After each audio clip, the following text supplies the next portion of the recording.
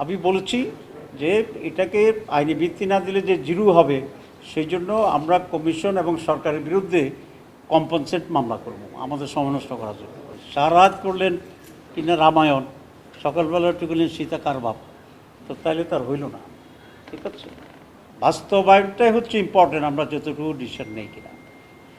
এখানে বিএনপির স্ট্যান্ড হচ্ছে যে এটার কোনো আইনগত ভিত্তি নাই, আমরা ভালো মানুষ, আমরা ওয়াদা করব, অঙ্গীকার করব, এবং অঙ্গীকার ওয়াদা ভঙ্গ করার তো কোনো প্রশ্নই আসে না।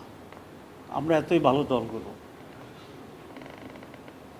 তো আমাদের অতীত অভিজ্ঞতা কি এরকম, প্রত্যেকটা প্রধানমন্ত্রীর শপথ যখন নেয় তখন রাগ বিরাগের ঊর্ধ্বে উঠিয়া দায়িত্ব পালন করিবেন, এটাই তো শপথ নেয়, সব এমপিরা এটাই শপথ নেন। তো তাহলে 54 বছরে তো কেউ আর শপথ ভঙ্গ করে নাই, আপনাদের কি মনে হয়?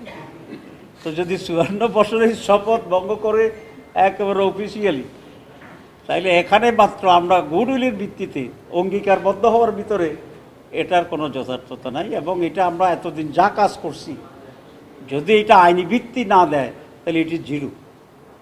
এবং আমি বলেছি যে এটাকে আইনি ভিত্তি না দিলে যে জিরো হবে সেই জন্য আমরা কমিশন এবং সরকারের বিরুদ্ধে কম্পনসেট মামলা করব আমাদের সময় নষ্ট করার জন্য।